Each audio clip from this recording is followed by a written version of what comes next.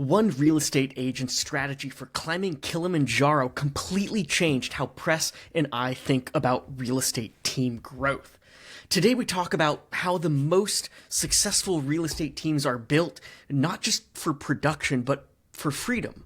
After all, you probably got into real estate to build freedom. So why does growth feel more like a trap than a triumph?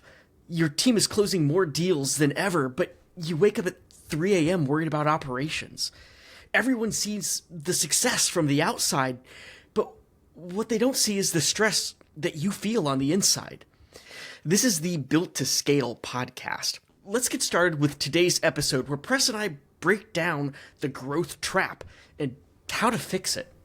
Hi, I'm Andy, and I run the SKALE for Teams business and community, and we help teams grow and scale to new heights. Hey everyone, I'm McKissack, also with SKALE for Teams. My family has built a top real estate team that sold for 7 figures, and I am focused on helping real estate agents be able to build businesses and buy back their time. Tell me a little bit about what growth looks like from the outside. You have worked with brokerages, with mega teams, all the way down to solo agents who are just starting to think about building teams. So what does that look like? Yeah, good question. I think, I look at a lot of teams, anyone who wants to grow their organization. And I think a lot of them, although they have good intentions at heart, kind of do it from the wrong approach. And what I mean by that is so many people set out, whether it's, hey, I want to be the number one agent in my city. So that means I need to increase my GCI. I need to go, do more units. And they kind of approach it from, I want to win more awards or I want to make more money. And what I love about this industry, I say this to as many agents as I can, what I absolutely love about this industry is the more jobs that you successfully give away, the more money you will make. And I actually think you should approach building a team, if that's something you want to do, from the idea of buying back your time. So, if you think about it, real estate, you start out, right? You do everything. You're the janitor all the way to the CEO. And if all you do is just play the game of what's the next natural thing for me to give away, that, in my opinion, is the most organic and best way to go out and build a team. There's a great story, Andy, that I love about an agent. His name's Rob Gaines. And when he told me this, it totally changed my perspective of how you think strategically about what are the next things you give away when you're trying to build a team and add leverage into your life.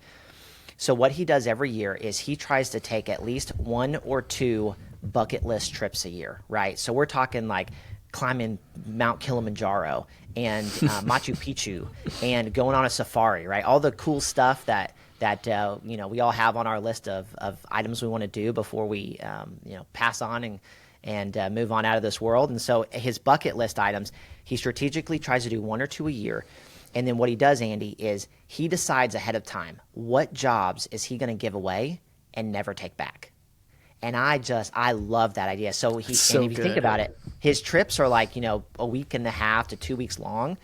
And so it's long enough that he has to hand stuff away. And then what he does is he just prepares his team ahead of time. He says, hey, these are the jobs I'm giving to you guys and I'm never taking back.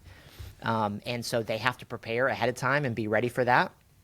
And then when he comes back, his expectation is the job doesn't end up back on his plate. From a growth perspective, Andy, if instead of chasing awards or chasing, this person's building a team, so I need to build a team, if you'll just play the game of how do I buy back my time? Because this industry, if you're successful at it, you realize that the more you produce, your biggest problem stops being money and your biggest problem becomes time.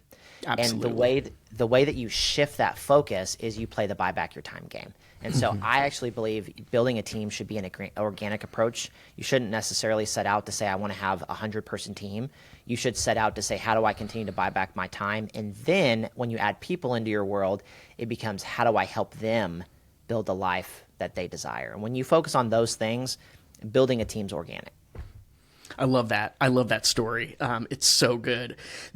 So tell me, let's step back to you talked a little bit about beginning and the approach that you should take. But when we look at people who are building a team and they kind of get stuck, Sure. what does that look like? Like, what are some of the telltale signs that they are stuck in this piece that they just can't get out of? Yeah, there's a great drawing that I love to do, and it's if you think about like a check mark, that first little dot right on a check mark is you by yourself. And if you're successful, right, you're pretty productive by yourself. I know people who can handle 50 deals by themselves. I know people who can handle 100 plus by themselves, right? But at some point, there's a diminishing return. And then what happens is they set out to build a team and they start adding people because they think just people is going to fix the problem of their time. And then it kind of, if you think about check mark, right, it drops down first. It actually it can become less productive. And that is like what we call a glob, right, Andy? Yeah. A less productive group of people. Think about it like a bunch of people connected by a credit card. And that's ends up being less productive than when you were just by yourself, more headaches, more problems. And then ultimately, if you do the right things, then if you think about check mark again, you go all the way up, right? And that's more like a team at the end of it. If you're dreading showing up to work tomorrow, if you are constantly in meetings and the next time you come to another meeting, you're in the same place you were before, if people come into your office with problems and they leave them on your desk when they walk out of the room, when you think about the people in your world, if it doesn't fire you up, then these are probably signs that you're building a team that you don't love, and it's probably less productive than if you were by yourself. Yeah, I love that. It reminds me of when I was leading a team, and what I noticed was the 6-person team that I led was efficient. We had things running, but I moved to a different team, and we had 3 people, myself included, and it was just chaos. And like when I removed the other people and it was just me, things were just so much smoother. And I can imagine agents relating to that a lot. So you mentioned the glob, and we're going to circle back in a future video and talk about that. So don't forget to like, subscribe, hit the bell, all of those things. But we put together this great model and framework on the 3 levels of a team, and glob is kind of like the first level that we talk about. The second one being a group, and then the third one being a team. And we go a lot deeper into that. We'll put a link down in the description to where you can grab that. It's like 22, 23 pages long. A lot of really great frameworks, models, etc. You definitely want to get your hands on that. How do we get out of that mode, that kind of chaotic glob mode? Yeah, good question. It's that's a complex question, so I'll try to give you some of the simplest approaches to look at first. Yeah, that's perfect, because we'll kind of go deeper into the glob stuff in a future video as well. Yeah, perfect. So I would say some of the things, if I had a team and I felt like, when we talk about a glob, if that resonated with you, the things I would look at first is, do I have the right people in the right seats? And I always say, I hear people all the time like, oh, I got to get in business with talent. Here's what I've learned about talent. I believe everyone has God-given gifts. What I don't believe is that everyone's God-given gifts work in every role. Right? So there are specific roles based on how you are wired that are going to work better for you or worse. Things that I see agents do when they start to build a team. They think that their admin can also sell real estate. And in some cases, maybe you do have a unicorn and that works. But most of the time, what I've learned with people is their natural behavioral style bends in certain directions. So you're rarely going to find someone who's going to excel as an administrative role, but also excel as an agent in sales. Like, they're 2 different behaviors. And so what you have to find is, what's the behavioral style I need for the roles I have, right? If you're looking for an administrative role, like a director of operations, something like that, and an admin or an assistant, you want someone who's highly detailed. If you're looking for a sales role, high detail is not the most important thing, right? You're going to want someone who is driven and who likes to talk to people. And a lot of those qualities you may not find as much in, not necessarily the driven part, but an admin might not be as bent towards people. They might be more task oriented than people oriented. So you have to first, I think that's the first place I look, is like, hey, do I have the right people in the right seats? And generally what I find is, if you haven't done, it should take you longer. Focus on getting into business with people slowly and out of business with people quickly. That formula is very effective at building a team. And so if you're not doing a behavioral assessment on the front end, if you're not taking time to learn about where they've been and where they want to go and their motivation, then you're missing a key part on the front end, and you may or may not have the wrong person. Yeah, absolutely. And, it makes me think of some stuff that your mom says a lot. And that's not like a little euphemism there. Linda McKissack All right, built if you don't an know amazing Linda, team. She's the best. And turned and sold that team for 7 figures. So we work closely with her. She is part owner of this as well. So, one thing that she says a lot is always be looking for talent.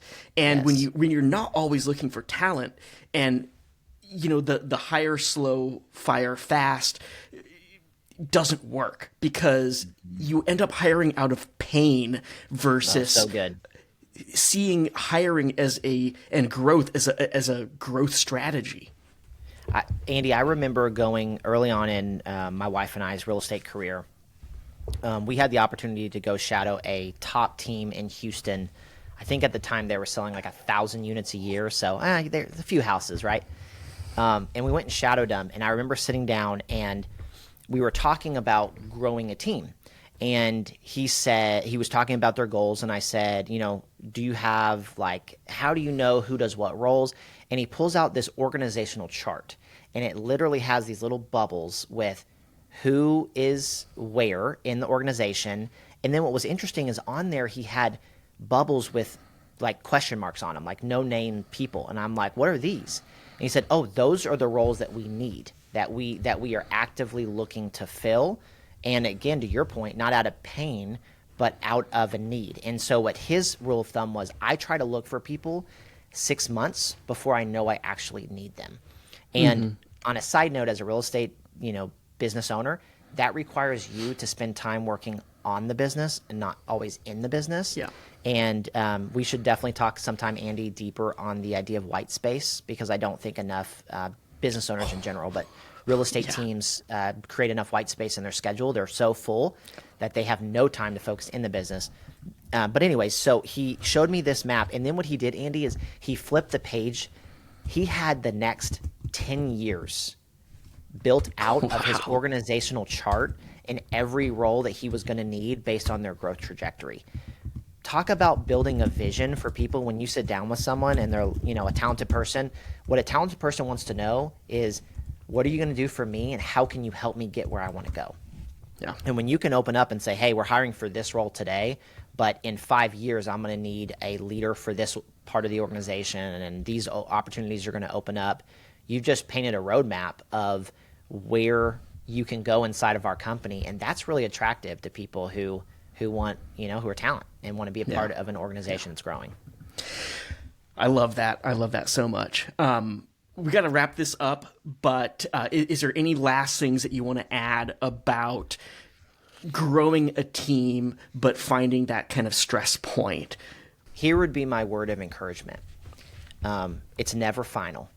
And so that is both hopefully gives you a sigh of relief, but also a sigh of, if you're going to be in the business of people, then you stop being about yourself and you start being about helping other people achieve their success.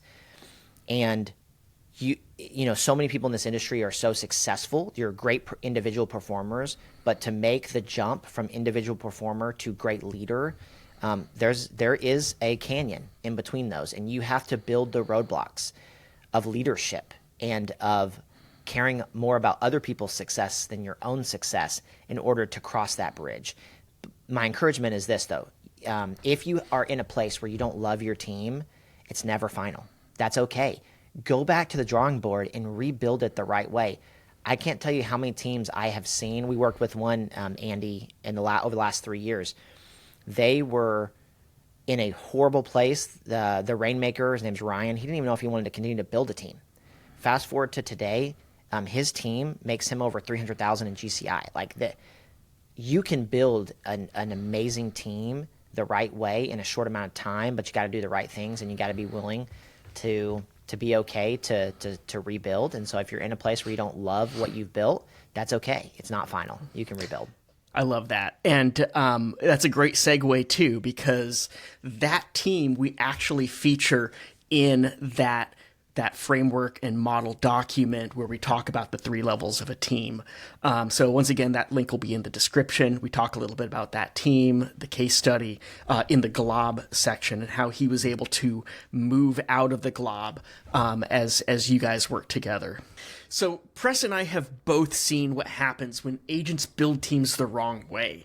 It costs time. It costs money.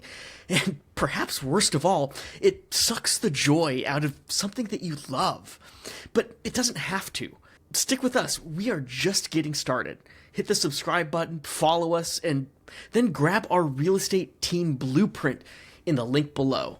We'll see you in the next episode.